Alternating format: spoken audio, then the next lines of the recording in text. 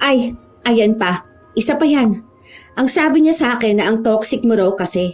Gusto ko nga sabihin sana na paano ka naging toxic? Ang bait mo nga. Magiging magkasundo ba tayo kung toxic ka? Anong akala niya naman sa akin? Toxic na tao? Hindi ko lang kamo masabi kasi nga andoon si kuya. Saka hindi ko yun pwedeng barahin ng harapan. Paano? Mas matanda nga siya sa akin. Kaya ang sabi ko na lang sa kanya, baka hindi lang talaga kayo magka-vibes. Aba, hindi talaga no. Hindi rin ako nakikipag-friend sa mga ganong tao. Hindi ko kaya makipagplastikan sa kanya. Ay, isa pa yan. Buti na banggit mo. Te, hindi niya nga raw kaya yung gawain mo na makipagplastikan. Niningitian mo pa raw kasi siya kahit na alam mong hindi naman kayo magkabate. Di ba? Sino ba namang hindi maloloka sa mga sinasabi niya? Kako, hindi ka plastic na tao. Baka nakikipagbati ka nga lang sa kanya eh. Halata na agad sinong hindi maayos na tao. Ewan ko ba sa hipag ko na yun? Hirap din yung pakisamahan eh. Wala naman ako magagawa dahil siya naging asawa ng kuya ko. Hindi nga nakatira sa iisang bahay, pero mistulang magkasundo ang maghipag na sina Yana at Chloe. Ngunit hindi alam ni Chloe, hindi totoong ugali ang pinapakita sa kanya ng hipag. Nakangiti kapag kaharap, pero maraming paninira kapag hindi siya kasama. Yun din ang magiging dahilan para gumawa siya ng paraan upang parusahan ang plastic na hipag. Makakatulong kaya ang parusa na ito para bigyan ng tamang leksyon ng hipag o magiging mitya lang din ng mas malalim na alitan? Be, andito yung pagkain natin ha. Sabihan mo na lang ako kapag magla-lunch ka na. Meron dyan cake. May natira kasi kahapong cake si Dylan. Umuwi naman kasi kayo agad, kaya hindi ako nakapagpadala. Ang sakit kasi ng tiyan ni mama kahapon kaya umuwi na kami. Sige, mga bandang 1 PM pa ako mag-lunch eh. Pero kapag gutom ka na, baba ka na lang sabihan mo ako. Gusto mo magkape? Magtitimpla ako tapos kainin natin yung cake. Mamaya pa naman magbubukas ang salon. Sige lang, te. Go ka lang kung anong gusto mo. Kung titingnan ng iba, mapapansin na magkasundo sina Yana at Chloe, lalo pat asawa ni Chloe ang kuya ni Yana. Mabait naman si Chloe, hindi lang sa asawa o sa biyenan, maging sa mga kapatid ng kanyang asawa. Isa sa naging mistulang kakampi niya ay si Yana, na siya ring katrabaho niya sa salon. Pero yon ang akala niya, dahil kapag hindi sila magkausap, kung ano-ano ang sinasabi ng dalaga tungkol sa kanya. Ipinagkakalat pa nito na tamad si Yana kapag nasa bahay lang. Hindi sila nakatira sa iisang bahay, pero magkatabi lang ang mga bahay nila. Kaya madalas kapag wala silang pasok o kaya ay may oras, nagpupunta si Yana sa kanila. Kahit na iisang salon lang ang pinapasukan nila, magkaiba naman ang ginagawa nila. Si Yana ang gumagawa sa buhok ng mga customer, habang si Chloe naman ang manikurista. Sa taas nakapwesto si Yana, kasama ang isa pa niyang katrabaho. Isang araw, may pumasok na customer sa salon at hinahanap si Chloe. Wala siya, Nay. Day off niya ngayon. Princess, ikaw na lang dito. Wala naman akong gamit, be. Saka nasa taas naman si Ate Ann. Hindi ka ba marunong mag-food spa? Marunong, pero baka magalit sila sa akin. Alam mo naman na yan ang gawa nila. Baka ako naman ang awayin ni Ate Ann. Umiiwas lang ako sa gulo. Hindi yan. Akong bahala sa'yo. Ako kukuha ng gamit ni Chloe. Dito naman sa babayan eh. Magpapaayos din naman ang buhok si Ma'am. Bahala yan magalit si Ann. Wala naman akong pakialam sa kanya, no? Saka si Chloe, hindi yun magagalit sa akin. Subukan niya lang. Sumbong ko talaga siya kay kuya. Pasalamat nga siya na pinapakisamahan ko pa siya rito sa trabaho. Ang pangit din naman ang ugali niya. Kinabukasan, pagpasok ni Chloe, nalaman niya ang nangyari. Wala kasing naging trabaho si Ann dahil kinuha nilang mga nasa baba. Hindi naman kasi siya bumababa dito, te. Kasi naman, yung ibang customer, alam mo naman na ayaw nilang umakyat, di ba? Saka, nasasaktuhan na nagpapaayos ng buhok. Andito naman si Princess kaya siya na lang ang pinaano ko. Sana tinawag niyo na lang si Ann. Bababa naman yun dito. Para namang ako pang nasisisi mo, te. Tumutulong lang din naman ako eh. Sa'yo nang gusto ng customer eh. Wala naman ako magagawa sa request nila. Dapat kasi bumaba si Ann dito. Kilala mo naman yun eh. Ayaw niyang makikipagkaibigan sa kahit na sino. Kaya nga hindi yun bumababa. Yun na nga, te. Magkakatrabaho tayo. Dapat nagkakaisa tayo. Saka kahit naman wala siyang gawa, may sahod pa rin siyang 200. Okay na yun. Bawi na lang siya ngayon. Basta kapag ganyan, sabihan mo siya. Bababa naman yun basta may customer. Sumang-ayon na lang kunwari si Yana sa sinabi ng kanyang hipag. Habang nagpapatuloy sila sa trabaho, panay din ang daldal ni Yana hanggang sa biglang nagkaroon ng problema. May nagkulang na pera sa counter at dahil sira ang CCTV na nakatutok doon, hindi nila alam kung may kumuha ba. Kailan pa ba nawawala? Kanina pa? Ang tanda kong pumesto dyan kanina si Ate Chloe. Hoy, huwag niyo sabihing ako nagsabi ha. Hindi ko kasi napansin kung anong ginawa niya dyan. Basta ang alam ko lang, galing siya dyan kanina. Magkano bang nawawala? 100 daw, te. Ay, yun lang. Kanina nakita ko nga si Ate Chloe. May pinabili siya dun sa bata tapos 100 pesos ang ibinigay niya. Sa pagkakaalam ko, hindi yun nagdadala ng pera kapag pumapasok sa trabaho. Nagkakaroon lang naman siya ng pera kapag may tip sa kanya eh. Wala pa naman silang customer. Ngayon pa lang nagkaroon. Alam na ba ni boss? Hindi pa nga. Ngayon lang daw nagbilang si Clara. Sabi ko sa inyo eh. Ayaw nyo kasing maniwala sa akin. Malikot talaga ang kamay niyang si Ate Chloe. Alam nyo ba, hindi pa sila mag-asawa noon ni Kuya. May mga nawawala na sa bahay namin. Nung hindi pa sila bumubukod ha. Kaya nga kahit na magkasama kami sa trabaho, hindi ko talaga iniiwan yung gamit ko na malapit sa kanya. Ang kulit nyo rin kasi. Sinabihan ko na kayong ipaayos nyo na yung CCTV. O ayan, naisahan pa kayo. Grabe naman kung 100 pesos na lang nanakawin pa. 100 pesos din yun, be. Makakabili pa rin siya ng merienda nila ni Ann, no? Isa pa yung si Ann, malamang sa malamang kasabwat niya yun eh. Oh, ngayon, kayo, naniniwala na sa akin, no? Wala na. Kahit na magpatawag kayo niyan hanggang mamaya, malamang hindi yan naamin kung anong ginawa niya. Nagduda pa kayo sa sinabi ko, hipag ko yun. Nakasama ko noon sa iisang bahay, tapos ngayon, kapitbahay namin. Malamang alam kong ugali niya. Nagpapaniwala kayo mabait kapag mukhang anghel? Bago sila umuwi lahat, pinatawag muna sila ni Clara. Hindi pa rin nakakaabot sa kanilang amo ang nawawalang 100, pero para hindi sila mapahamak lahat o magkaroon ng sisihan, ay si Clara na lang ang nag-abono ng 100. Wala ring nagsabi kay Chloe na siya ang pinaghihinalaang kumuha ng pera. Sadyang may mga parinig lang na parang may pinatatamaan na isang tao. Pero ang mga salita na yon ay hindi sinalo ni Chloe dahil kilala niya ang kanyang sarili. Alam niyang wala siyang ginawang mali. Bago sila umuwi, naghintay pa si Chloe sa kanyang hipag na naglilipat pa lang ng gamit. Uuwi na kami ha. Ingat kayo sa pag-uwi. Sana naman bukas pagpasok walang mawala rito. May CCTV naman. Wala naman sigurong mawawala. Baka bukas makita na rin yung 100. Mamaya kasi nahulog lang yun.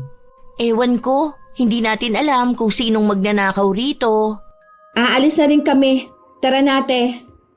Hindi na kumibo pa si Chloe. Sumunod na lang siya sa kanyang hipag. Habang pauwi sila, muli na namang nagtanong si Chloe tungkol sa nawawalang pera. Dahil si Yana ang nasa ibaba at mas marami sila doon, malamang ay may alam ito sa kung sino ba ang kanilang pinagbibintangan. Wala namang sinabi te. Saka lahat naman tayo kinausap, di ba? Ah, okay. Nagtataka lang kasi ako. Hindi naman siguro nila kami pinagbibintangan ni Ann, no? Lalo na si Ann. Kasi yun, hindi niya kasundo ang mga tao dun sa babae. Hindi naman, te. Nagulat lang kami nung sinabi na kulang nga raw ng 100. Pero wala namang binanggit kung sinong pinaghihinalaan. Kung pinaghihinalaan kanila, aawayin ko sila. At sasabihin ko talaga sa'yo ha, Bakit mo naman kasi kukunin yung 100, di ba? 100 na nga lang yun. Oo naman. Bakit ko naman kukunin yun may pera naman ako. Nagbibigay din naman sa akin ang kuya mo.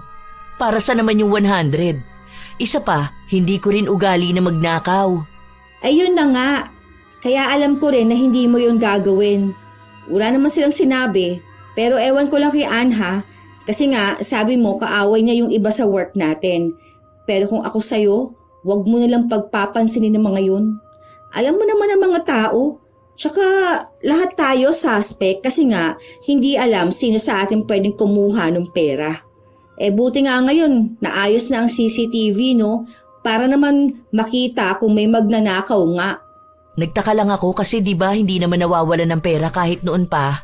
1 taon na tayo dyan, ngayon lang sila nagpatawag tungkol sa nawalang pera. Yaan mo na nga yun, te. Naku, huwag kang magpapakastress sa mga ganyan. Umuwi na nga tayo at magpahinga. Day off ko pa naman bukas. Kahit nasabihin yun ni Yana, alam niyang hindi pa rin makakampante ang kanyang hipag. Kahit na may duda naman itong isa sila sa pinagbibintangan, hindi naman ito direktang sasabihin ng iba nilang mga katrabaho. Hindi rin naman maalalaman ni Chloe na si Yana ang nagsimulang magbintang sa kanya dahil mga kaibigan ng dalaga ang mga katrabaho nila. Kinabukasan, dahil walang pasok si Yana, nanatili lang siya sa bahay nila. Ikinuwento niya sa ina ang mga nangyari sa kanilang trabaho. Saka hindi niya talaga kasundo yung mga katrabaho namin. Medyo maldita yon, di ba, ma? Ano pa sa work namin? Mas malala siya dun. Minsan nga sa akin na lang sila nagsusumbong. Kako, hindi ko rin naman mapagsasabihan si Ate Chloe dahil mas matanda yun sa akin.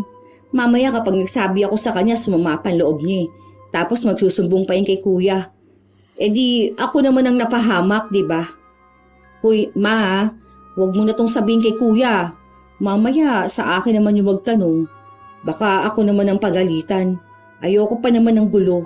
Kaya nga hinahayaan ko na lang din si Ate Chloe sa trabaho namin. Hindi naman masyadong naniniwala ang kanyang ina sa mga sinasabi niya dahil para sa kanya ay mabait naman si Chloe. Ay, si mama. Nagbibigay lang sa'yo ng pera yung tao, mabait na agad. Hindi mo naman kasi yun masyadong kilala. Baka nga mabait sa'yo kasi biyanan ka niya. Iba naman ugali niya kapag nasa trabaho siya. Sabi nga nung mga kasamahan ko, buti raw nakabukod sila nun ni Ann kasi nakakapagtrabaho sila lang maayos. Panay pa yung reklamo sa mga kalat doon, tapos siya naman na makalat. Kaya nga sila magkasundo nung Ann kasi parehas sila ng ugali. Sabi nga nila, sino ba naman na magiging kaibigan ng maldita? Di kapwa ng maldita, diba? Dalawa sila kaaway ng lahat sa trabaho. Kung ano-ano na lang ang pinagsasabi ni Yana tungkol sa kanyang hipag. Hanggang sa muli na naman silang nagkasama sa trabaho. Habang pinaparinggan ng iba si Chloe, siya namang pagpapanggap ni Yana na walang nangyayari. Isang araw, sabay silang kumakain. Ang daming kwento ni Yana, pero lahat yun ay tungkol lang sa trabaho niya. Pero pansin niyang tahimik lang ang kanyang hipag. Bakit Ano nangyayari sa'yo? Ayos ka lang ba? Oo. May iniisip lang kasi ako. Tungkol ba saan? Parang may iba kasi akong pakiramdam dito sa trabaho natin. Feeling ko ayaw nila sa akin. Nakikisama naman ako. Huwag mo na lang silang pansinin, te. O baka feeling mo lang yang ganyan. Anong klase bang ayaw nila sa'yo? Nakikisama naman ako sa kanila, di ba? Kaso alam mo yung parang ayaw nila sa akin. Wala naman akong ginagawang mali. Baka yan yung sa di ba nung nakaraan nakaaway mo si bakla? Alam mo naman yun, friends sa lahat yan. Tagal na nun Kahit na matagal na yun, hindi nila yun basta nakakalimutan. Lalo na kapag mga bakla, naku, mga mapagtanim yan sila ng sama ng loob Hanggat wala ka namang ginagawang masama, wala kang dapat ikatakot. Alam mo yung mga ganyang klase ng tao, mga wala lang yung magawa sa buhay. Kung aawayin ka nila, ano naman, di ba? Hanggat nandito ako, may kakampi ka. Huwag mong pagpapapansinin ng mga yan. Salamat, Yana. Bala ko na kasing mag-resign Alam mo yung feeling ko kasi ang bigat ng pakiramdam ko. Kahit kasi anong pakisama ko sa kanila, parang lahat sila nagawan ko ng mali. Yung nangyari naman sa amin ni Bakla, tungkol naman yun sa trabaho. Wala naman yun sa akin. Saka normal lang naman hindi magkasundo sa trabaho, di ba? Pero hindi na para patagalin. Nako, huwag ka mag-resign. Alam mo naman na kailangan yun ng pera. Alam ko ang dahilan kaya ka nagtatrabaho dahil gusto mo ang tulungan si kuya. Kapag ba nagpadala ka sa mga yon, matutulungan ka ba nilang mag-provide sa pamilya mo? O hindi naman, di ba? Huwag ka umalis. Ikaw lang ang talo. Ang daming magagandang salita na sinabi si Yana. Mga bagay na sa tingin niya ay kailangan ng kanyang hipag. Wala kasing kapatid si Chloe, kaya si Yana ang nakikita niyang kapatid na mapagsasabihan niya ng mga hinanakit niya. Malaki ang tiwala niya rito, lalo pat kapatid ito ng kanyang asawa at maganda naman ang pinapakita sa kanya. Ni minsan din ay hindi sila nagkaroon ng pagtatalo. Habang abala sa trabaho si Chloe, abala rin ang hipag niyang magpakalat ng mga maling kwento tungkol sa kanya. Ewan ko ba dun? Ang sabi niya pa na kayo ang dahilan kapag nag-resign siya. Baka kamo sabihin niya tinatamad na siya, no? At gusto niyang kuya ko na lang ang bumuhay sa kanya. Ang galing naman niya, di ba? Ay, ano yun? Magpapakaprinsesa siya sa bahay nila. Porket ba, isa palang anak nila? Oh, bakit naman pati kami nadamay? Nagpaparinig kasi kayo sa kanya. Ang sabi ko nga sa kanya, wag na lang kayong pansinin. Baka kamo natatamaan kasi siya ng mga parinig namin. Ewan ko ba dyan sa hipag mo? Ano bang nagustuhan dyan ng kuya mo? Magnanakaw na nga ng 100 pesos, wala pang ibang ginawa kundi pumuna ng iba. Kanina dumaan siya pinuna ba naman yung mga tuwalya? Sabi niya bakit daw hindi pa yun isampay. Nakita na nga niyang lahat kami may ginagawa Narinig ko nga yun kanina. Hindi ko na nga lang din pinansin.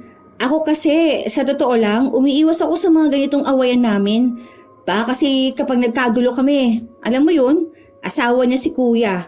Malamang kapag yun nagsumbong sa kuya. Hindi na ituloy ng dalaga ang sinasabi niya matapos na marinig na may pababa mula sa itaas. Paglingon niya, si Chloe yun. Ang kaninang daldala nila ay naging tahimik dahil bumaba ang pinag-uusapan nila. Saan ka pupunta, ate? Lalabas lang ako saglit. May pinapaabot sa akin ng kuya mo. Ewan ko, sabi niya nag-order daw siya ng kape para sa akin. Saglit lang ding lumabas si Chloe.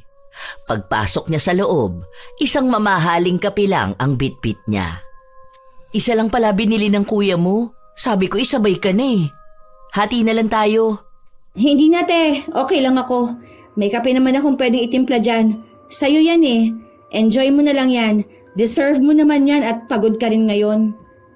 Naghintay talaga si Yana na umakyat ang kanyang hipag. Matapos na masigurado na nasa itaas na nga ito, doon lang siya muling nagsalita. Kita mo yun? Ang mahal ng kape na pinabili sa kuya ko, no? Akala mo anak ng mayaman Para namang hindi siya nagkakape ng 3-in-1. Payag ganun, hindi ka man lang binilan. Gusto pa kayong magkahati. Hoy, kaya ko rin bumili ng ganun, no? Bakit pa ako makikihati? Bigyan niya yun si Ann na mukhang mahirap na hindi pa nakakainom ng mamahaling kape. Hayaan mo yan sila. Wala naman akong pakialam sa iniinom niyang kape, no? Mag-Starbucks siya Nagnanakaw nga siya na 100. Kuya mo nga raw ang nagbigay sa kanya noon. Sus! Hindi naman yun totoo. Alam mo yan si Chloe, ano yan? Alam mo yung kapag may ginagawa siya o may gusto siya, tapos gagawin niya o bibilhin niya, sasabihin niya na dahil sa ibang tao. O katulad niyan, binilihan daw siya ni kuya. Baka kamo pinilit niya si kuya. Bibilhan ba siya ng ganyan? Sayang ang pera. Nag-iipon nga sila Tingnan mo na lang yung gusto niyang mag-resign tapos kayo ang dahilan. Ganon kasi ang ugali niyan. Naku, para namang hindi ko yan nakasama ng matagal sa bahay. Pinaalala mo na naman yan. Nakakainis na naman. Ay, bahala kayong mainis sa kanya. Basta ako, nagsasabi ako ng totoo. Baka yung mga pagpaparinig ninyong ganyan sa kanya, masabi pa sa boss. Baka nga, ang malala niyan, siya pa ang panigan. Tingnan ninyo ang amo ng mukha niya, di ba? Ang bilis lang mapaniwala ang isang tao kapag siyang nagsabi. Sarili ko ang nanay hindi naniniwala sa akin. Paano, binibigyan ng pera ni Chloe?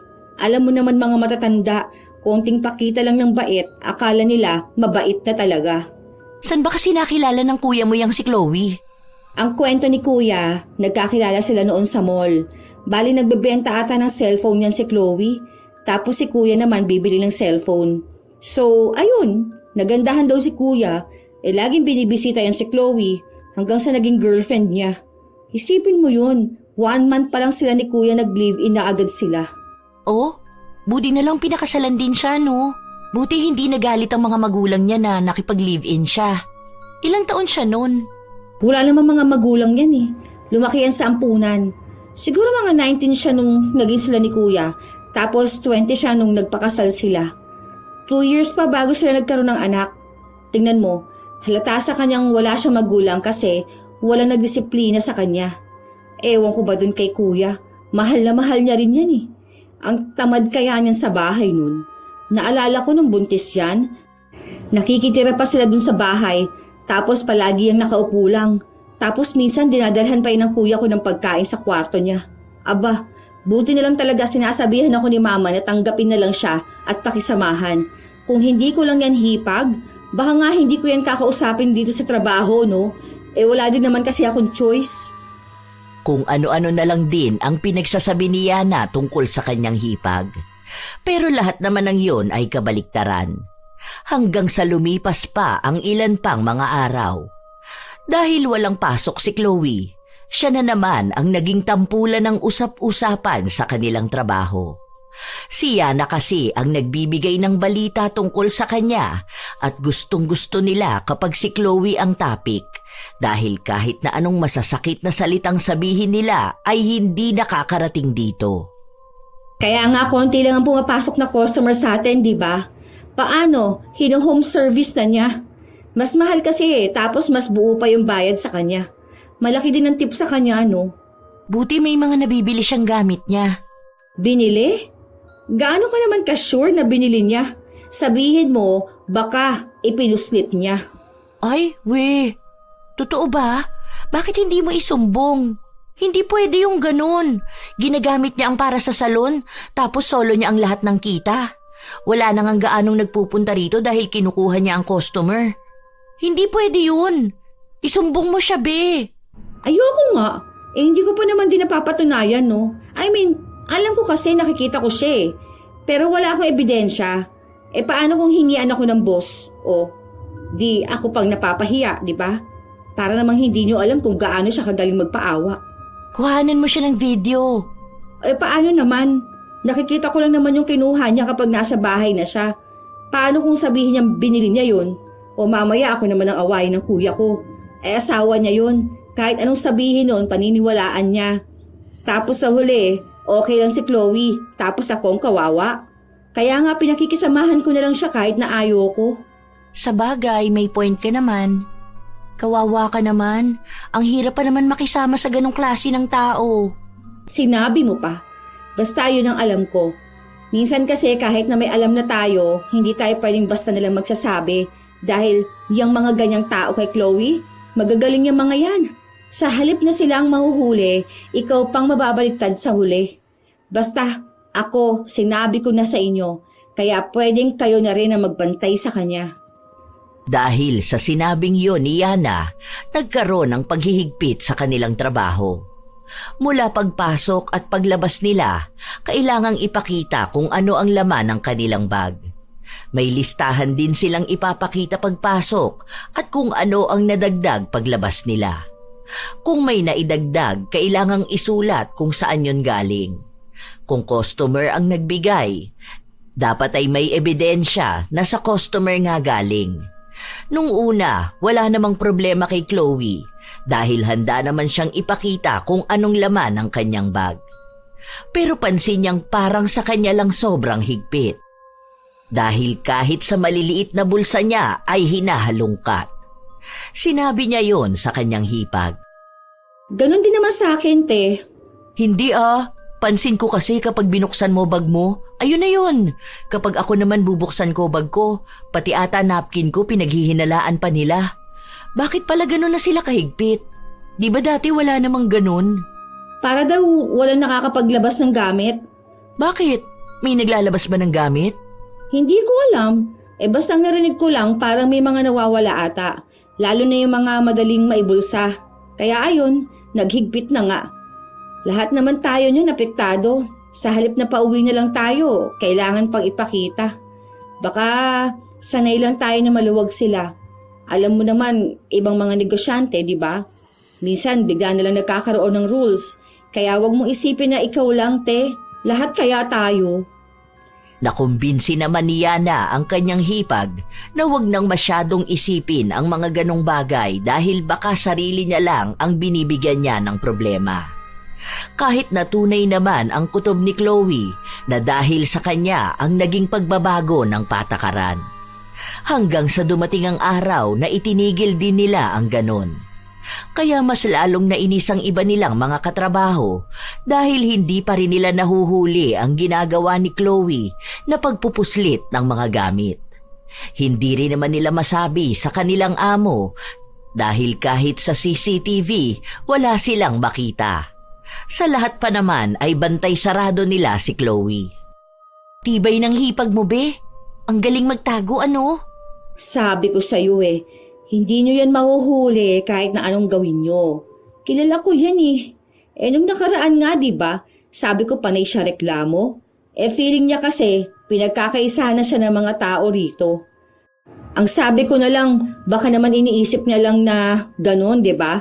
Dahil totoo naman na walang may inggit sa kanya para siyang pag-initan. Sinabi niya yun? Ang kapal naman ng mukha niya. Bakit naman maiinggit sa... Hindi na naituloy ni Princess ang sasabihin niya dahil bumaba si Chloe. Oh, bakit ang tahimik niyo naman dito? Naistorbo ko yata ang usapan niyo. Hindi naman, te. Tungkol lang naman sa promo, pinag-uusapan namin. Kanina pa yun, paulit-ulit lang.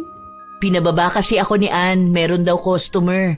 Kaso, nagpapariban pa yata. Oo, te. Wait mo na lang, pinapabanlawan pa yung buhok Pagtapos na dito ka na. Sige, balik ako. Kuha lang ako ng gamit. Nandyan pala si boss. Wala na kasi kaming foot-soak liquid. Para sana ihanda ko na yung tubig, magpapainit na ako. Sabihin na lang namin, te ha. Lumabas ata saglit. Umakyat na rin agad si Chloe. Nakiramdam muna sila bago muling nagpalitan ng mga komento. Sabi sa inyo feeling ko kaya mabilis maubos yung foot soak dahil inuuwi niya. Pwede yung ilagay sa baunan ha. Lalo na kung tapos naman na siyang kumain. O tapos kapag uwi ng bahay sa kanya, isasalin. Tapos hugasan niya. Talino, di ba? Agad naman din niyang napaniwala ang kanyang mga katrabaho. Dahil doon, sa tuwing nanghihingi si Chloe ng gamit, iniisip nila na kaya yun mabilis na nauubos dahil nag-uuwi siya. Sa mga sumunod na araw, iba pa rin talaga ang pakiramdam ni Chloe sa kanyang mga katrabaho. Hindi niya lang madirekta ng tanong ang mga ito dahil minsan ay nginingitian naman siya ng mga ito. Kapag kay Yana naman siya nagtatanong, wala naman itong sinasabi sa kanya. Hanggang sa isang araw, wala si Yana sa trabaho at maagang umuwi si Chloe. Bakit Ano nangyari? Ang aga mo naman yata. Nagsarado ba na maaga ang salon? Hindi, umuwi na lang muna ako.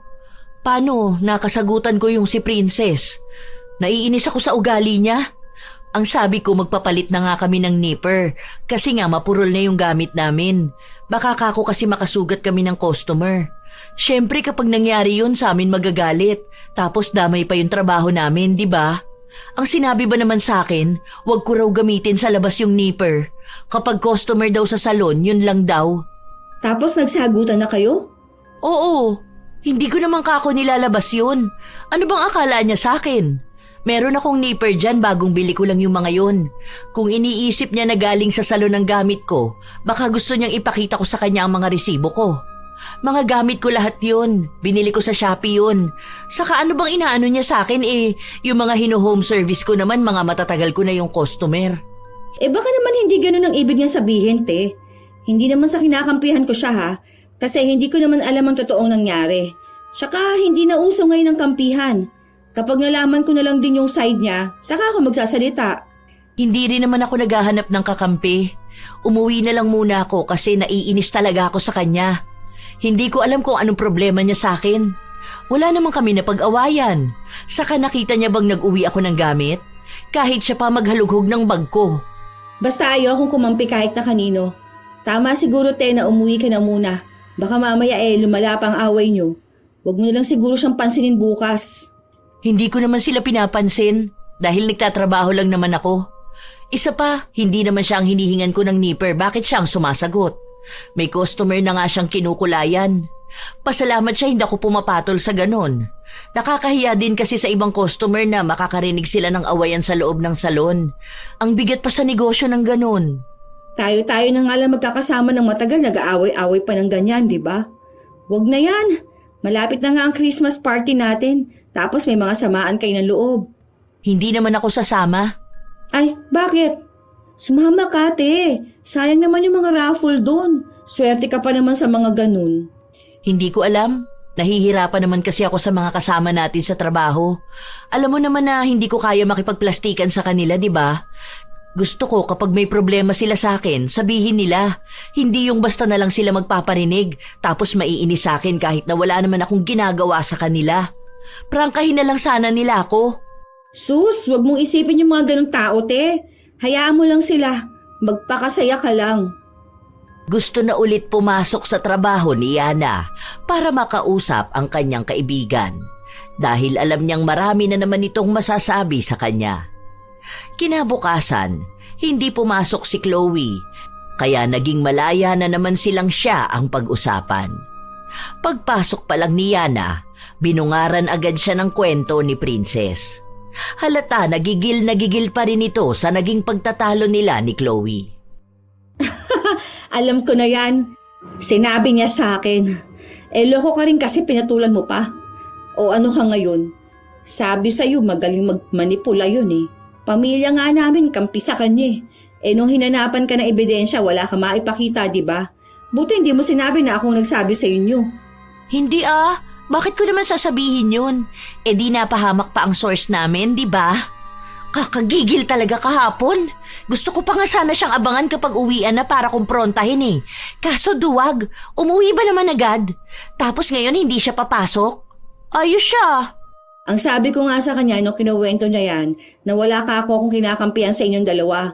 Pero sinabi ko lang talaga yon para hindi sumama ang loob niya. Para kunwari, wala talaga akong pinapanigan. Pero kada kwento niya gusto kong sabihin na siya naman talaga ang mali. Isipin mo yun, may customer tapos mga away siya. Yun na nga ang sabi ko sa kanya. Huwag niya ako sinisimulan dahil may inaayos akong buhok. Tapos no, nag-walk out. Nalaman ko na lang na umuwi na pala siya. Tapos nauna pa palang nagsumbong sa'yo. Buti na lang hindi ka mabilis maniwala sa mga sinasabi niya. Mali naman talaga siya. Ayoko naman sana makisali. Kasi kayo ang nagkasagutan. Kaso naman, kitang-kita naman sa kwento niya pa lang na iniiba na niya. Ang sabi pa niya ikaw raw ang nanguna. Ngayon, siya naman pala ang unang nainis. Biniro mo lang naman pala baka kasi inuuwi niya yung kaya nawala ng talim, di ba? Minasama niya na pala kaagad. Di ba? Tapos gusto niya makisali sa friendship natin, pikunin siya. Bagay talaga sila dun ni Ann. Dalawa lang sila magkasama sa taas. Mukhang marami na yata yung nasinghot na kalyo. Tarantado ka. Grabe yung tawa ko sa kalyo. Oo nga. Di ba dami naman nilang nililinisan ng paa? Baka kamo pati yung ingrown na singhot na niya napunta sa utak niya. Hay! Ang aga-aga nai-stress na agad ako sa kanya.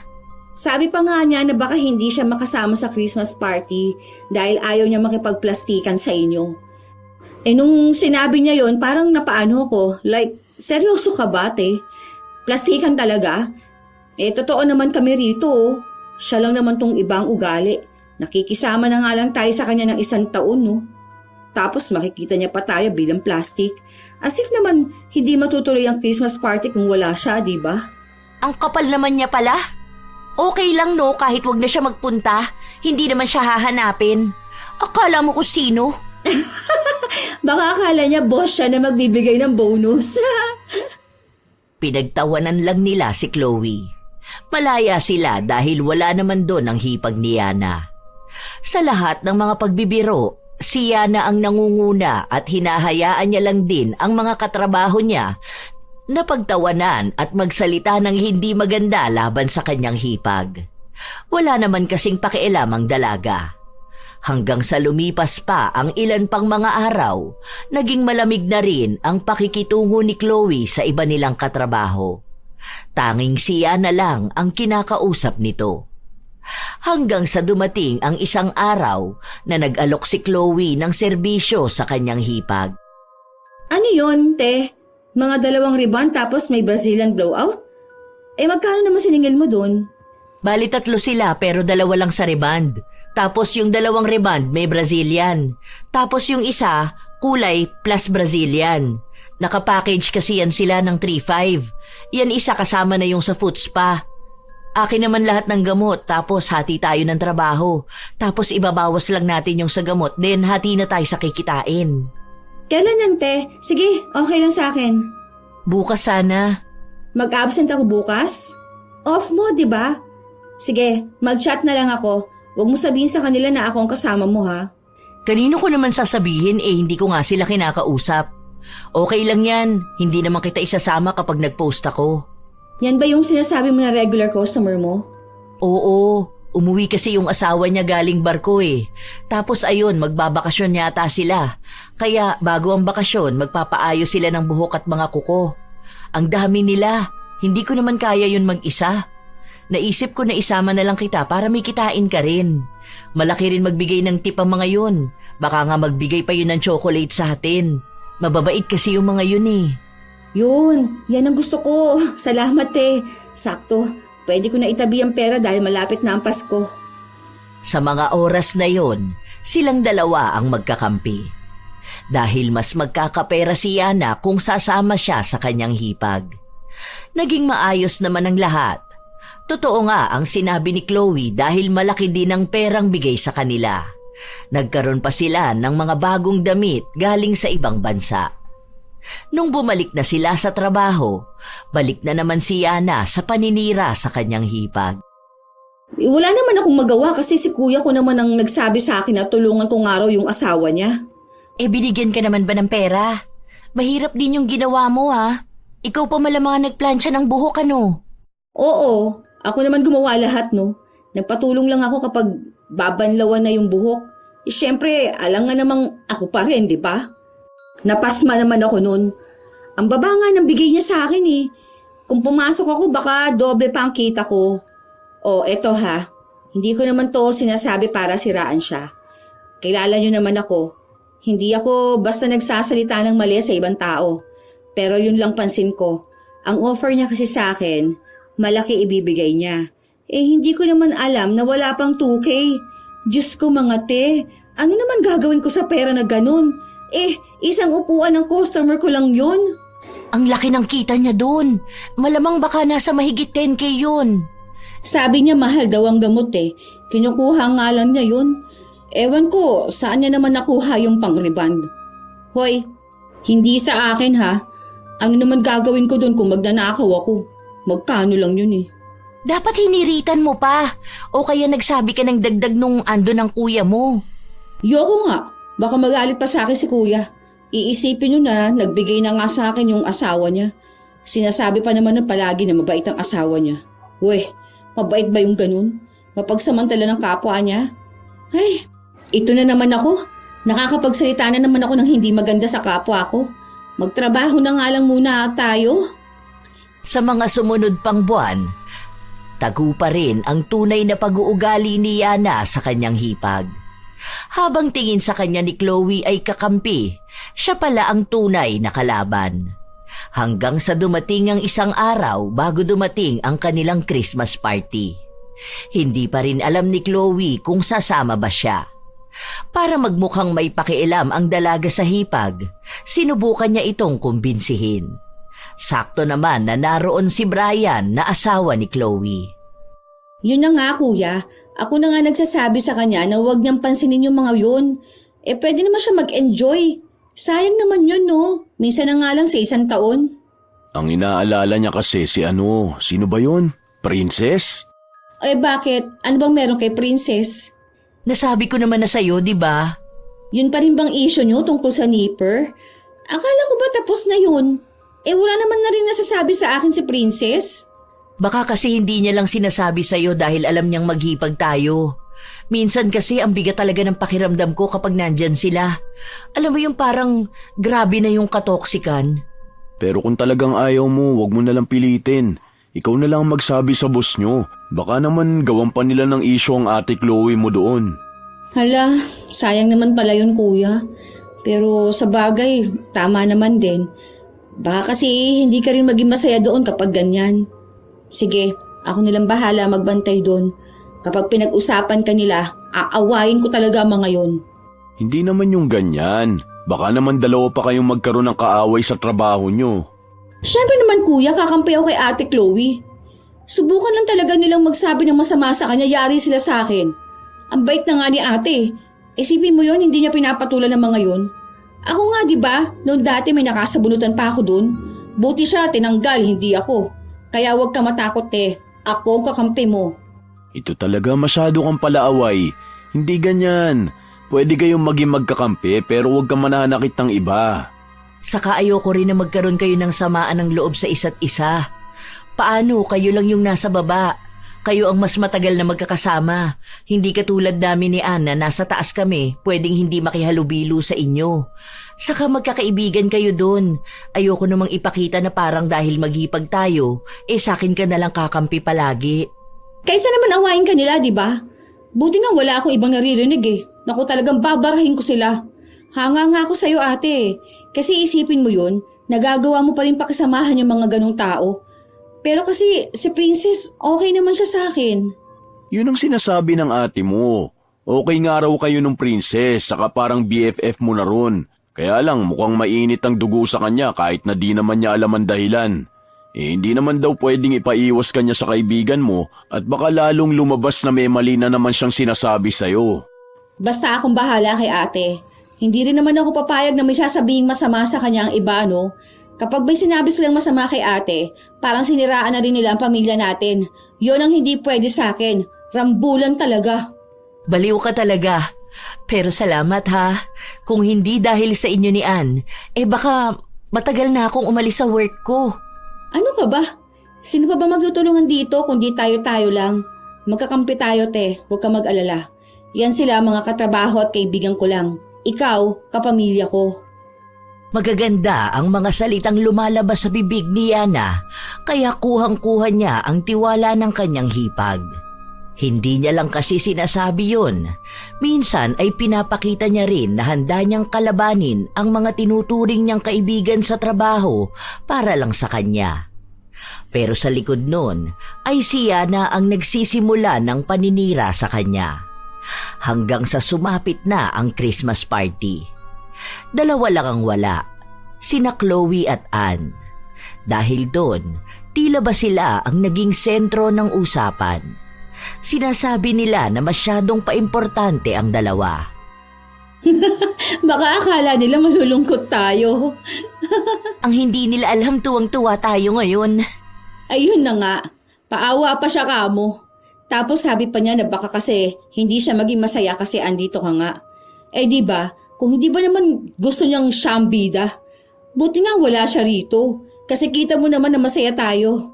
G na G tayo sa lahat ng palaro. Yun kasi, kapag kasama natin yun, nako, hindi yun sasali sa mga ganyan. Baka nakaupo lang yun dito, tapos maninita ng mga ginagawa natin. Buti hindi mo napilit. Pinipilit ko lang naman yun kunwari, no?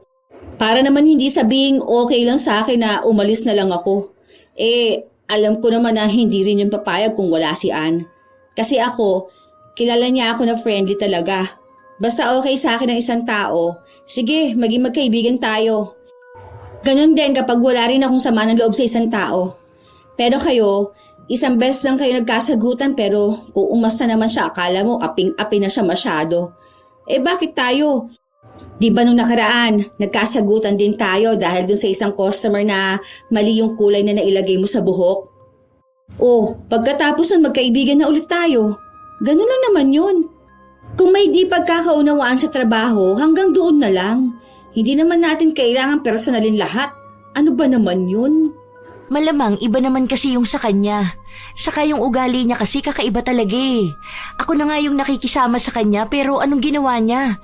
Di ba hindi niya pa rin ako pinapansin? Ay, ayan, isa pa yan. Ang sabi niya sa akin na ang toxic mo raw kasi. Gusto ko nga sana sabihin na paano ka naging toxic ang bait mo nga. Magiging magkasundo ba tayo kung toxic ka? Anong akala niya naman sa akin, toxic na tao? Hindi ko lang kamo masabi kasi nga andoon si kuya. Tsaka, hindi ko yun pwedeng barahin ng harapan. Paano, mas matanda nga siya sa akin. Kaya ang sabi ko na lang sa kanya na baka hindi lang talaga kayo magka-vibes. Aba, hindi talaga no. Hindi rin ako nakikipag-friend sa mga ganong tao. Hindi ko kaya makipagplastikan sa kanya. Ay, isa pa yan, buti na banggit mo. Te, hindi niya nga raw kaya yung gawain mo na makipagplastikan.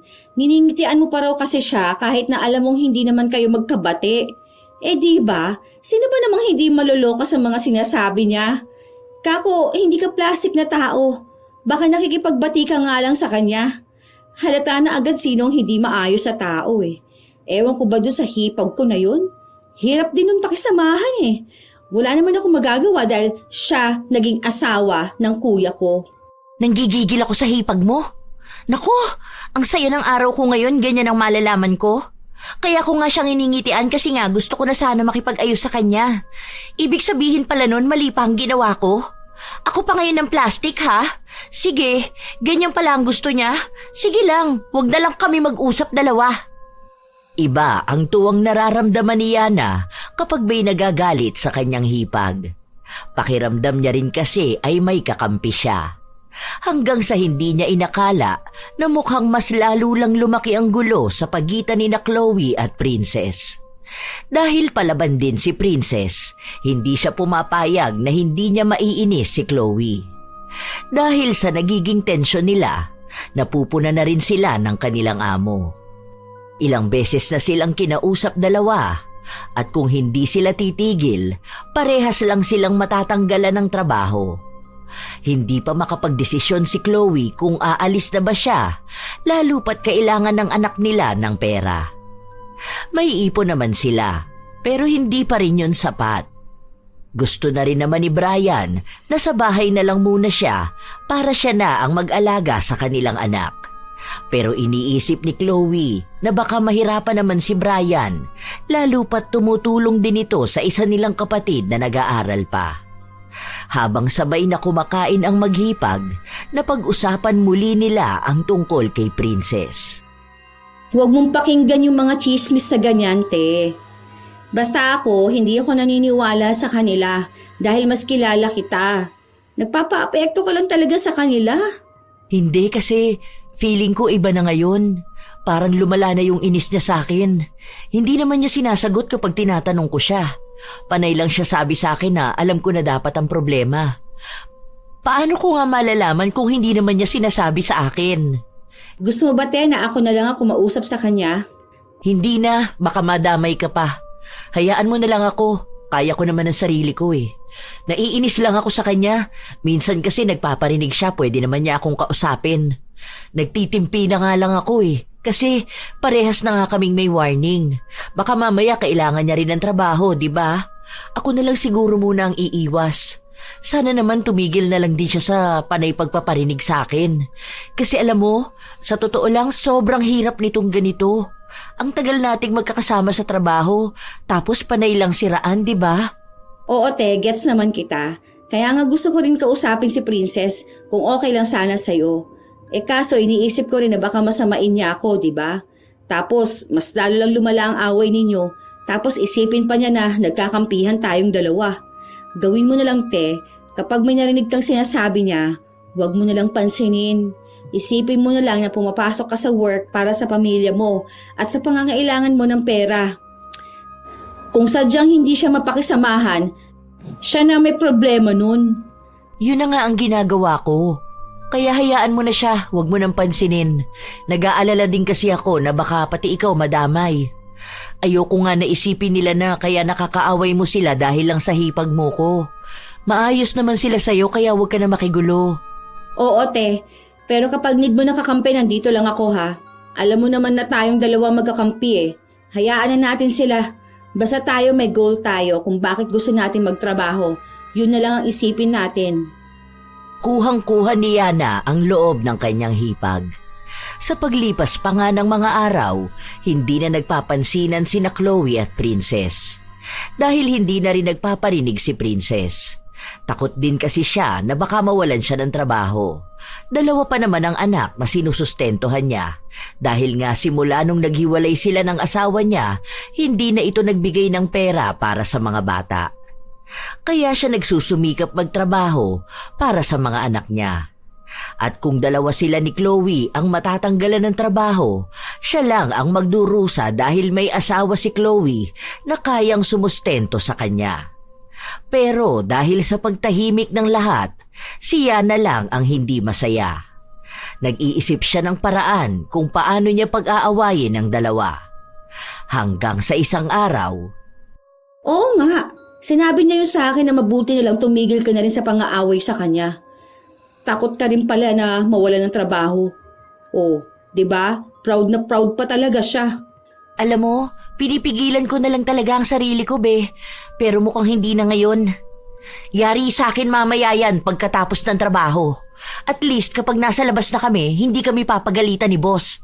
Huwag muna ngayon, be. Paano ko naman kayo aawatin yan? Bukas na lang, total day off ko. Bahala ka na makipagsagutan sa kanya. Katulad nga ng sinabi ni Yana, nagkaroon muli ng tensyon ang awayan ni na Princess at Chloe. Nabalitaan niya na lang na nagkasagutan ng dalawa nung umuwi na si Chloe. Galit na galit ito kay Princess. Dahil yun ang gulo na nais ng dalaga, nagpunta siya sa bahay ni na Chloe para makibalita.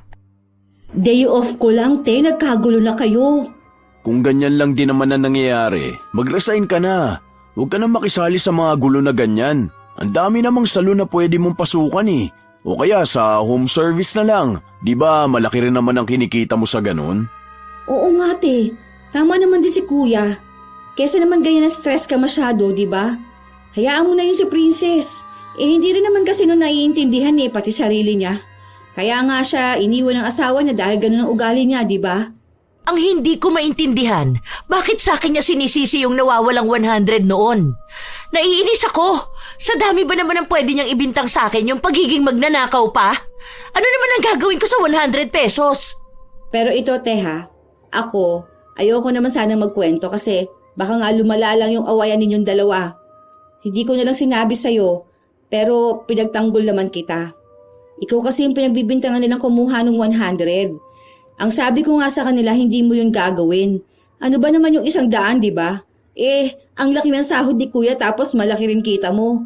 Tapos nambibigay ng tip yung mga customer mo. Sabi ko na nga ba ako pinagbibintangan nila eh. Bakit naman ganun? Ang tagal ko na dyan, kahit na magkano wala namang nawala. Ako na nga ang nagpresenta nung una na magbayad ng 100 para matigil na yung sisihan eh. Pero hindi naman ibig sabihin nun na ako yung nanguha. Yun lang ba yung issue niya sa akin? Yung 100? Para maging ganyan siya? Hindi ko na alam kung ano pang issue niya sa'yo, te. Basta lagi ko lang sinasabi sa kanya na hindi ka magnanakaw. Kasi wala ka namang gagawin doon sa 100 na yun, oh. Oh, meron na palang ganyang nangyayari, bakit hindi mo pa sinabi sa ate mo? Natatakot lang kasi ako, kuya. Kahit naman itanong mo kay ate Chloe na kapag may nakaalitan kang isa doon, halos lahat na sila kaaway mo. Oo, kaya nga sabi ko kay Yana, hayaan na lang niya ako. Saka kahit naman hindi niya sabihin, ramdam ko naman na ako ang pinagbibintangan nila eh. Basta alam ko sa sarili ko na wala ako masamang ginagawa. Problema na nila yon kung masama ang tingin nila sa akin. Huwag ka nang pumasok bukas, hayaan mo na sila doon. Tago ang tuwang nararamdaman ni Yana. Alam niyang nagtagumpay siya pero may halo pa ring panghihinayang dahil hindi na nila maiinis si Chloe. Sinunod nga ni Chloe ang sinabi sa kanya ng kanyang asawa. Dahil doon, araw-araw na siya na ang nagiging usapan sa loob ng salon. Dahil wala naman na siya doon, malaya na silang pag-usapan si Chloe ng paulit-ulit. Tanging si Yana ang nagbibigay ng balita tungkol sa kanya. Nakablock nga ako ngayon sa social media niya. Ewan ko ba dun? Akala niya ata importante siya sa akin. Hindi niya alam na makakakuha din ako ng balita. Ikaw ba naman ang magsasabi sa akin? Pero ngayon, alam ko may bago siyang papasukang trabaho. Diyan sa 377 Salon, ewan ko lang kung tatagal siya dun. Ay doon ba? andun yung friend ko na isa. Ay, baka yun pa ang susunod niyang makakaaway. Sasabihan ko na pala sila doon. Baka mamaya bigla na namang may mawala sa pera nila doon o kaya mga gamit nila. Akala ko ba gusto niya ng home service na lang siya? Baka kasi ubos na yung mga gamit niya. Hindi naman pwede na ako ang kukuha nun para sa kanya, di ba? Galing naman niya. Ano, sisirain ko sarili ko para lang meron siyang gamit pang food spa? Buti ngayon okay lang din sa kuya mo na walang work ang asawa niya. Wala naman yung magagawa. Basta sinabi ng asawa niya, Uy, okay ka lang ba? biglang sumakit ang puson ko. Meron ka ba ngayon? O baka magkakaroon ka na? Hindi katatapos ko lang last week. Saka hindi naman sumasakit ang puson ko kapag nagkakaroon ako eh. Parang ano mo yung tinutusok-tusok? Ganon. Baka sa UTI din. Hindi ka ba nahihirapan umihi? Baka kasi panay ka kape. Aray, ewan ko rin. Ewan. Basta ang sakit. Aray.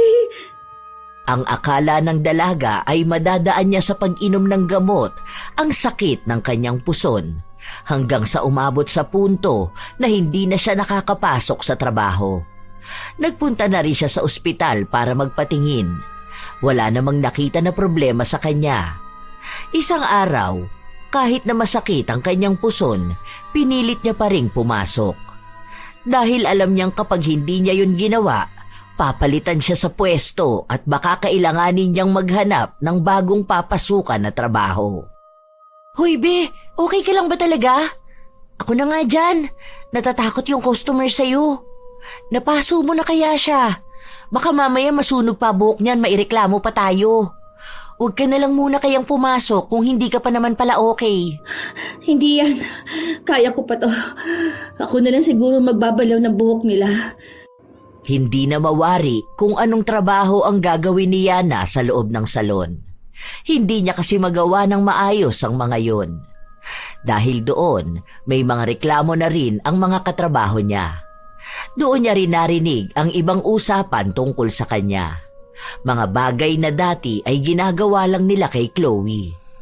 Minsan pa, akala yata ni Princess ay natutulog siya pero narinig niya ang sinabi nito. Todo support na nga lang ako sa kanya, nagagaling siya at pwede na ulit siyang mag-reband. Kasi nga siya ang pinakamagaling dito sa atin. Pero sabi ko lang yun kahit na hindi naman totoo. Kilala ko kasi yan si Yana. Gusto niyan siya ang bida. Kaya kapag may sinabi yan sa inyo, ano lang kayo, sumang-ayon lang kayo sa kanya. Papansin kasi yan eh. Plastikin nyo na lang siya. Ganun din naman siya plastic. Hindi na napigilan ni Yana ang kanyang sarili. Kaya lumabas siya para sugurin ang tinuturing niyang kaibigan. Plastic ka pala! Akala ko pa naman kaibigan kita. Pare-pareho lang kayo rito. Anong pinagsasasabi mo? Okay ka na ba, be? Sabi ko magpahinga ka na lang muna. Ako, tigilan mo sa bait-bait mong ganyang princess. Baka akala mo hindi ko narinig ang sinabi mo. Alam kong pinaplastic mo lang ako. Narinig ko talaga. Ha? Hindi ko alam yung sinasabi mo. O kayo, naniniwala ba kayong plastic ako, ha? Akala ko pa naman magkaibigan tayo. Tapos kapag hindi pala tayo magkaharap kung ano-anong sinasabi mo sa akin. Be, hindi ko talaga alam yung sinasabi mong ganyan. Kung may masakit sa'yo at mainit yung ulo mo, wag mo naman sana kaming idamay rito. Gusto lang namin magtrabaho. Iba pala ang pagiging plastic mo, no? Ang lakas mo pa diyang magkunwari na wala kang ginagawang mali. Kapag kinukompronta ka na, nagiging duwag ka na. Hindi nakipagtalo si Princess. Dahil sa naging palaaway si Yana, naging problema rin siya sa kanilang trabaho. Hanggang sa mismong amonan nila ang nagtanggal sa kanya.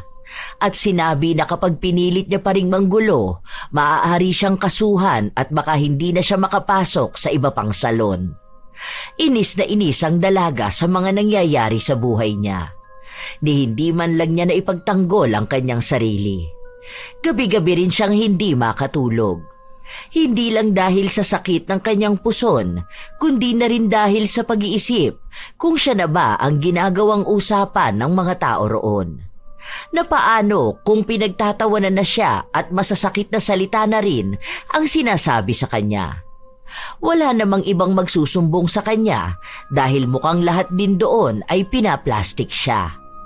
Isa ang mga bagay na yon sa nagiging dahilan kaya nagkakasakit at nangangayayat siya. Wala pa rin siyang trabaho dahil hindi siya gaanong makakilos. Wala rin namang salon na kukuha sa kanya. Hanggang sa isang hapon, wala ang kanyang ina. Mag-isa lang siya sa bahay, nakaupo siya sa sofa. Aray! Bakit ba hindi umiepekto sa akin tong hot compress na to? Sobrang sakit talaga. Ayoko na! Tapos naman akong datnan eh. Bakit hindi pa rin to nawawala? Ang sakit! Sobra! Naiiyak na lang ang dalaga sa nangyayari sa kanya. Pero kahit naman anong gawin niyang pag-iyak, hindi nawawala ang sakit ng kanyang puson. Hanggang sa pumasok sa bahay nila ang kanyang hipag. Be, may niluto akong tinola. Baka gusto mo, mainit pa to. Ang sabi kasi ni Brian, wala nga raw si Mama, kaya baka hindi ka pa kumakain. Sige te, lapag mo na lang dyan. Kumain ka para may lakas kang harapin ang mga kwento nila tungkol sa'yo. Anong kwento, te? Mga kwento na ginagawa ninyo noon tungkol sa akin. Anong sinasabi mo, te? Huwag na tayo magplastikan dito, Yana. Dalawa na lang naman tayong nakakarinig. Hindi ko alam yung sinasabi mo, te. Anay! Ano ba to? Masakit talaga yan. Kasing sakit ng pagtatraidor mo sa akin. Alam mo, mabait naman sana ako, Yana eh. Hindi ko naman yan gustong gawin sa'yo. Pero kasi, ikaw tong nagsimula ng gulo. Akala mo ata hindi ko alam na ikaw yung nagpakalat na ako ang kumuha ng 100 pesos. Hindi ko alam yan. Narinig ko mismo yung recording. Ikaw mismo ang nangunguna magsalita. Kung ano-ano pang sinasabi mo tungkol sa akin. Hindi ko na yun iisa-isahin dahil alam kong kabisado mo yun. Hindi lang kita kinokompronta dahil alam kong itatanggi mo lang din kahit na may recording na. Kaya ayan, siguro naman deserve mo yan. Alam mo ba ngayon, ikaw naman ang pinag-uusapan nila? Alam ko yun kasi naririnig ko rin yun. Hindi ko na nga hinihingi. Kusang binibigay sa akin. Buwisit daan yun. Hindi siya ang buwisit. Ang buwisit ay yung taong plastic. Alam mo, grabing betrayal yung ginawa mo sa akin sa totoo lang. Maghipag tayo. Nagkasama tayo sa iisang bahay. Naging magkapit-bahay tayo. Akala ko pa naman magkapatid na talaga tayo. Paano? Kasi sobrang bait mo naman sa akin kapag magkausap tayong dalawa. Todo tanggol ka pa sa akin. Kung hindi ko pa narinig yung mga pinagsasabi mo, hindi ako maniniwala. Alam mo, sobrang nasaktan ako. Pero hindi ko to sinabi sa asawa ko dahil baka magalit lang siya sa'yo. Ayoko mag-away kayo ng asawa ko dahil baka bigla siyang pumili sa ating dalawa. Na alam kong mas pipiliin niya ang pamilya namin. Wala naman ako nakikita na nagawa kong mali sa'yo. Meron ba? Inaaway ba kita noon? Hindi naman, di ba? Wala akong matandaan na pinagtalunan natin ng malala. Kaso ewan ko ba kung bakit mas pinili mo pa sila kesa sa akin. Kung bakit mas pinanigan mo pa yung mga kaibigan mo kunwari na ngayon ikaw naman na ang topic nila. Bigla ka nag-overthink, di ba? Kasi ganyan yung pinaranas mo sa akin noon. Ang hirap lang tanggapin. Ewan ko kung hihingi ka ba ng tawad sa akin o pipilitin mo pa rin na wala kang ginawang mali. Ikaw na lang ang bahala dahil pagdurusahan mo pa rin naman ang mali mo. Hindi na nakaapila pa ang dalaga sa sinabi sa kanya ng kanyang hipag. Sa mga sumunod pang araw, mas lalong lumala ang sakit ng kanyang puson. Minsan, kahit na madaling araw ay nagigising siya dahil sa sobrang sakit. Ayoko na! Ang sakit na! Utang na loob, tama na to. Aray! Ayoko na! Bakit ba ako pinarurusaan ng ganito? Ayoko na nito. Hindi ko na talaga kinakaya ang sakit. Kahit na anong pagmamakaawa niya na matanggal ang sakit, walang nangyayari sa kanya. Sa katunayan ay mas lalo lang itong sumasakit. Hanggang sa ilang araw pa ang nakalipas. Halos lahat na ay ginawa nila pero hindi talaga maibsan ang sakit ng puso ng dalaga. Hanggang sa naiwan na naman siyang mag-isa sa bahay. Walang pasok sa trabaho ang kanyang kuya, kaya ito ang nagdala ng pagkain niya. O ano, kumusta ka naman na? Sobrang sakit pa rin talaga, kuya. Ano ba naman yung nangyayari sa'yo? Tignan mo nga, ang payat mo na. Minsan naririnig ko sa madaling araw umiiyak ka. Bakit kaya ganyan yan? Ewan ko rin, kuya. Baka kasi karma ko na to sa ginawa ko kay Ate Chloe. Ginawa mo? Ano bang ginawa mo? Kasi naman, kuya, huwag ka rin magagalit sa akin, ha? Kasi ako yung naninira sa kanya sa work namin noon. Tama nga naman siya. Yung mga naging kaibigan ko nang gusto ng kasiraan ng iba, yun din ang sisira sa akin. Nalaman ko na lang din na pinaplastic din pala nila ako. Ay nako, yan ang nga bang sinasabi namin sa'yo noon, di ba? Na hindi lahat ng kinakaibigan mo talagang magiging kaibigan mo. Yung iba kaya lang gustong maging kaibigan para may kasama silang manira ng ibang tao. Ngayon na wala na silang makuha sa'yo, ikaw naman ang magiging topic nila. Sa dami ba naman ng tao ang Ate Chloe mo pa? Ang bait niya sa'yo. Yun na nga, kuya. Hindi ko naman alam kung paano ako hihingi ng tawad kay Ate Chloe. Ang laki ng kasalanan ko sa kanya. Imbis na tulungan ko siya at ipagtanggol sa mga tao na pangit ang tingin sa kanya, ako pa itong nagpapasimuno. Sorry, kuya. Pasabi din kay Ate Chloe na sorry. Promise, pangako ko talagang hindi na ako uulit na maging plastic. Hindi ko na siya aawayin. Alam ko na talaga kung ano ang mali ko. Kung hindi pa ganyan ang nangyayari sa'yo, mananatili ka pa ring plastic na tao. O siya, ikaw ang humingi ng tawad sa kanya. Maghintay ka mamayang gabi pag uwi niya. Ikaw ang kumausap sa kanya. Ramdam na ramdam ni Yana ang sakit na kanyang nararamdaman at ang pagtatanto ng mga kamalian niya sa buhay. Tunay naman na nawala na siya ng mga tinuturing niyang kaibigan. Dahil ang mga kaibigan na yun na mismo ang naninira sa kanya ngayon. Nang kinagabihan, nagpunta nga sa kanya si Chloe. Nang makita siya ni Yana, hindi na ito makapagsalita. Sabi sa akin ni Brian, gusto mo raw ako makausap. Kasi ate, sorry. Sorry ko nasaktan kita. Sorry ko ang dami kong maling nagawa sa'yo. Akala ko kasi noon masaya ang mga kaibigan ko kapag nasisira ang pangalan mo. Yun pala, masaya sila na tayo ang nasisira. Okay lang, gets ko naman na galit ka talaga sa akin. Hindi naman kita masisisi Pero sana dumating ang isang araw na maging maayos tayong dalawa. Hihintayin ko na mapatawad mo ako. Sorry talaga. Hindi kumibo ang hipag ni Yana, pero nakatingin lang ito ng diretso sa kanya. Mukhang kapansin-pansin naman na totoo ang sinasabi ni Yana. Nangako rin siya na kapag naging maayos na silang dalawa, tototohanin niyang poprotektahan niya ang pangalan ng hipag. Ngayon na siya mas naniniwala na silang dalawa ang magkakampi, hindi ang mga kaibigan na gusto lang makarinig ng mali ng ibang tao. Ilang linggo pa ang nakalipas nang unti-unting nakaramdam ng ginhawa si Yana.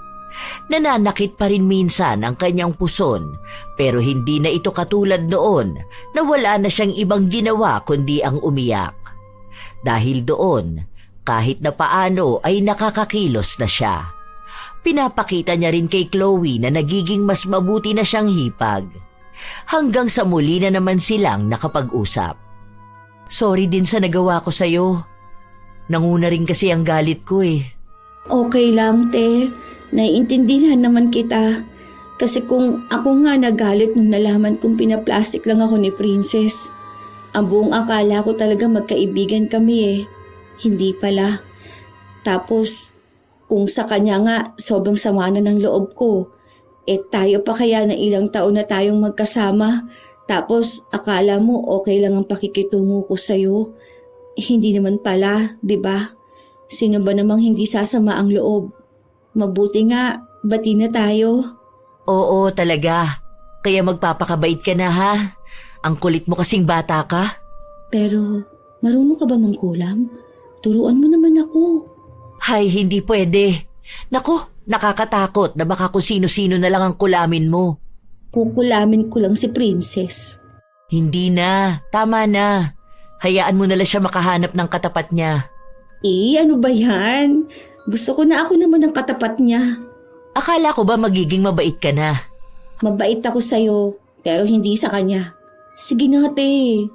Hay, tigilan mo ko. Bukas meron tayong customer ha. Reband yun, 2. Tag-isa tayo. Yan, may kasama na ako mag-home service. Oh, baka sabihin mo na naman na hindi kita binibigyan ng tamang hati ha. Nagtawanan ng maghipag. Iyon ang naging simula para maging maayos ang kanilang samahan. Nagpakita naman si Yana ng kanyang pagpapakatotoo. Hindi na rin niya alam ang balita kay Princess, pero alam niyang nasa salon pa rin ito at mukhang siya na ang nagpapasimuno ng paninira sa ibang tao. Wala nang pakialam doon si Yana dahil para sa kanya, mas masaya na naging maayos na silang dalawa ng kanyang hipag. Parehas silang kumikita sa paraan na alam nila. Mas lalo silang nagiging magkasundo. May mga pagtatalo pero hindi na uuwi sa awayan. Minsan pa, nangungulit si Yana na turuan siya ni Chloe na mangulam pero hindi ginagawa ng kanyang hipag, lalo pat hindi ito magandang gawain. Sadya naman na may mga taong plastik. Mga tao na 2 ang mukha. Mabuti kapag kaharap mo at masama naman ang sinasabi tungkol sa'yo kapag nakatalikod ka. Ganito ang mga taong sanay magsuot ng maskara. Mga taong mabait sa harap mo, pero may ibang kulay kapag nakatalikod ka na. Ang pagiging plastic ay hindi lang nakakasira ng tiwala, kundi pati ng pagkatao. Dahil sa sobrang pagnanais na magustuhan ng lahat o makisama, nakakalimutan na nilang maging totoo. Pero ang katotohanan, mas magaan sa pakiramdam ang pagiging tapat kaysa sa pagpapanggap. Tunay naman na mahirap sabihin ang totoo, ngunit mas mainam naman ito kaysa maging plastic. Maging taong may isang mukha, hindi yung iba't ibang ugali, depende sa kung sino ang kaharap. Dahil sa mundong puno ng pagpapanggap, ang pagiging tapat ay isa ng bihirang katangian. At kung gusto mong makuha ang tiwala at respeto ng iba, magsimula ka ring maging totoo sa isang tao, nakikita man niya o hindi. Kaya mas mainam talaga na maging totoo, mga apo. Kung ayaw mo sa isang tao, hindi mo na kailangan pang magpanggap na gusto mo siya. Huwag ninyong ugaliin na maging peke sa taong totoo sa'yo dahil baka sa huli, ikaw naman ang mapunta sa ganong kalagayan. Kayo ba mga apo, minsan na rin ba kayong nakakilala ng taong plastik? Kung kayo ay may opinyon o karanasan na katulad ng ating kwento ngayon, ibahagi nyo naman. At naway may magandang aral kayong natutunan.